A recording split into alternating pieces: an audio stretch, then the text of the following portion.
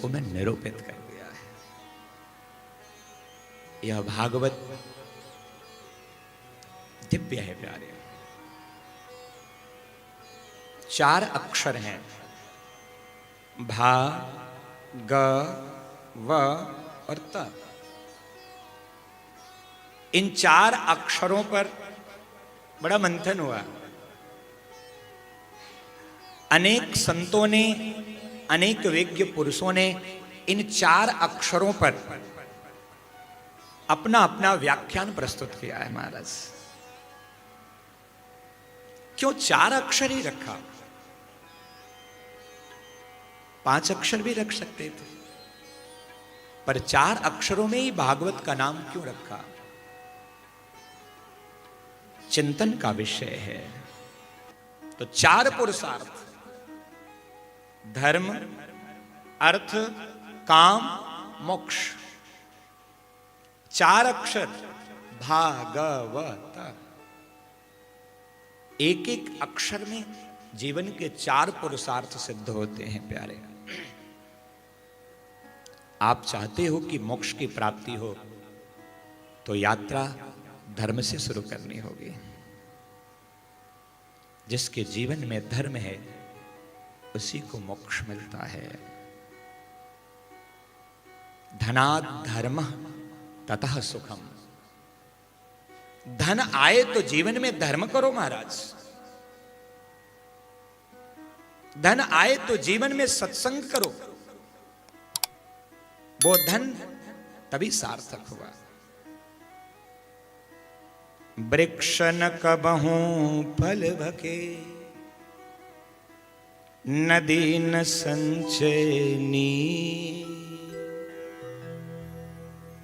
दान किए धन ना घटे, जो सहाय रघुबीर। आजकल जिनके पास 2-4 रुपए हो जाते महाराज, वो तो अकड़ के चलते हैं, नीचे देखते ही नहीं। उनको तो लगता है मैं बहुत बड़ा हो गया। किसी शमशान घाट पर 2 चिताओं का राख पड़ा हुआ था। एक संत अपने शिष्य को लेकर गया और उसने कहा, देख, एक करोड़पति की चिता जली है, ठंडी हो रही है, और एक भिखारी की चिता जली हुई है, ठंडी हो रही है। दोनों के राख को पहचान के बता, कौन करोड़पति की है और कौन भिखारी की है। संत के शिष्य ने कहा, गुरुदेव, राख तो राख होती है, अब इसमें मैं कैसे पता कर सकता हूं कौन करोड़पति है और कौन भिखारी है। संत ने कहा, प्यारे, एक दिन इस शरीर को भी राख बनना है। एक मुट्ठी राख के लिए तो जीवन भर इतना कठोर परिश्रम करता है, जबकि साथ जाने वाला तेरे कुछ भी नहीं है। क्या जाता है साथ में प्यारे? हमारा मन साथ में जाता है। दुनिया की कोई संपत्ति हमारे साथ नहीं जाती, केवल और केवल हमारा मन और हमारे किए गए संचित पुण्य या पाप के कर्म हमारे साथ जाते हैं। ध्यान से समझना इस बात को। आपके जीवन के 2 ही चीज आपके साथ जाने वाले हैं।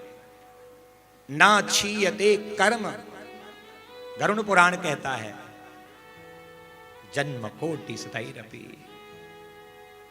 करोड़ों जन्म ले लोगे ना, तब भी आपके द्वारा किया गया कर्म आपको ही भोगना है, दूसरा नहीं भोग सकता। और उसका क्षय भी नहीं होता। इस योनि में, अगली योनि में, अगली योनि में भोगना तो पड़ेगा आपको। और दूसरा मन, शरीर बदल जाएगा, पर पिछले समय की अगर विषय वासनाएं हैं तो वो जागृत हो जाती है महाराज। इसलिए मन को नियंत्रित करना है। दूसरा, मन का नियंत्रण है। मन एव मनुष्याणां कारणम मोक्षबंध। इस मन से ही बंधन है और इस मन से ही मुक्ति है प्यारे। इसलिए दूसरा नियंत्रण मन पे लगाना है। पर क्या करें महाराज, मन ही तो नहीं लगता। जैसे झोली उठाते हैं माला जप करने के लिए ना, तो दुनिया के सारे टेंशन दिमाग में आ जाते हैं। अच्छा, जब 500 वाली गड्डी गिनो तब माला जपोगे तो कौन क्या बोला, किसने बोला, कितनी बार आया, कितनी बार गया, सब याद। और गड्डी गिनो तो पीछे कौन खड़ा है वो भी नहीं पता चलता महाराज। हाय रे मनुष्य, नोट पर इतना ध्यान और माला पे तनिक भी नहीं ध्यान। बताओ, हमसे बड़ा इस संसार का स्वार्थी जीव कोई है महाराज? जिस माला के जपने से, मनका के फेरने से हमारे जीवन में सद्गुण आ सकते हैं, प्रभु की भक्ति आ सकती है, वो तनिक भी नहीं होता महाराज। और जिस नोट से हमारा कोई वास्ता नहीं है, अरे दूर की बात छोड़ो, इंडिया को छोड़ के कहीं जाओगे तो आपके ये गांधी जी वाला वो कागज का टुकड़ा काम नहीं आता। सोचो, एक भारत देश की सीमा त्यागने के बाद वो गांधी बाबा यहीं रह जाते हैं। फिर बताओ परलोक में जाने का साधन क्या है? तो जो साथ जाएगा उसको सुधारना है। दुनिया वाले मन को नहीं सुधारते, शरीर को सुधारते हैं। सुधारना क्या है? इस मन को सुधारना है। इसलिए सूरदास जी कहते हैं हम सब कुटिल हैं, कामी हैं, खल हैं, और बड़े कठोर शब्दों में कहा हम सब नमक हरामी हैं महाराज। भगवान का दिया हुआ यह शरीर भगवान को प्राप्त करने के लिए मिला था, और हमने किया क्या? व्यर्थ के कार्यों में लगाया है। मौसम कौन कुटिल खल कामे। कौन ऐसा हमारे समान होगा महाराज, जिस परमात्मा के द्वारा दिए गए इस शरीर को परमात्मा की सेवा में न लगाकर, परमार्थ में न लगाकर व्यर्थ के कार्यों में लगा देता है। ध्यान से समझना, एक वृक्ष वो है जिसकी पत्तों में, जिसकी डालियों में सुंदर सुंदर पुष्प और फल लगते हैं। उस वृक्ष को सब लोग गमले में लगाते हैं, खाद पानी देकर सींचते हैं। और एक वो भी होता है जिसका फल जमीन में होता है। उसका फल लेने के लोग क्या करते हैं? उसको जड़ के साथ उखाड़ देते हैं महाराज। निर्णय आपको करना है। फलदार वृक्ष बनकर दुनिया को देना चाहोगे तो पुष्पवित पल्लवित होगे, और अपने गुणों को संचित करके छुपा कर रखोगे तो एक दिन दुनिया से उखाड़ कर फेंक दिए जाओगे। प्यारे, आपको निर्णय करना है। हमको तो संदेह हो रहा है कि हम लोगों को ही कथा सुना रहे हैं। आप सब मानव तन वाले हो ना? ओहो हो, अच्छा, संदेह है कि मनुष्य है कि नहीं? जय हो महाराज। मौसम कौन कुटिल खल कामे, या उदाहरण को सूरदास जी ने आपके लिए प्रस्तुत किया। अरे अब तो ठाकुर के दरबार में हो, हाथ उठाकर कह दो। सूरदास जी ने कहा पतितों को ठौर कहाँ है? हम जैसे पतितों का ठिकाना कहाँ महाराज? तुम श्री पति स्वामी, हे प्रभु केवल आपका चरण ही हमारा ठिकाना है। तो जिन प्रभु के चरणों में बैठे हो, कम से कम उनका जयकारा तो भाव से लगाओ।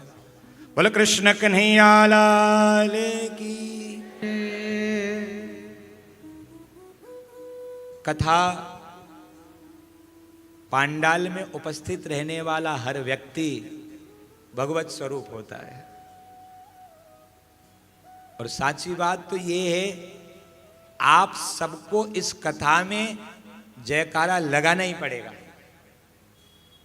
और नहीं लगाओगे तो बोले तो भी 7 दिन तो अपन कथा सुनाने ही वाले। भैया अब न लगाओ तो अपनी पीड़ा से न लगाओ, क्योंकि कथा तो जयकारा लगाना ही सिखाती ना महाराज। आप सब कथा सुनने आए हैं तो कम से कम पता चले कि हाँ, हम आपको कथा सुना रहे हैं। 4 पुरुषार्थ, धर्म, अर्थ, काम, मोक्ष। और धर्म की पहली शुरुआत जय एक शब्द नमः शब्द से तो ही होता है महाराज। इसलिए इन 4 पुरुषार्थों को सिद्ध करने का सर्वश्रेष्ठ साधन भागवत के 4 अक्षरों में है। अर्थात 4 अक्षरों से बना हुआ यह भागवत आपके चारों पुरुषार्थों को सिद्ध कर देता है। जिनको अपने चारों पुरुषार्थों को प्राप्त करना हो प्यारे, उन्हें इन भागवत जी के शरण में आना चाहिए।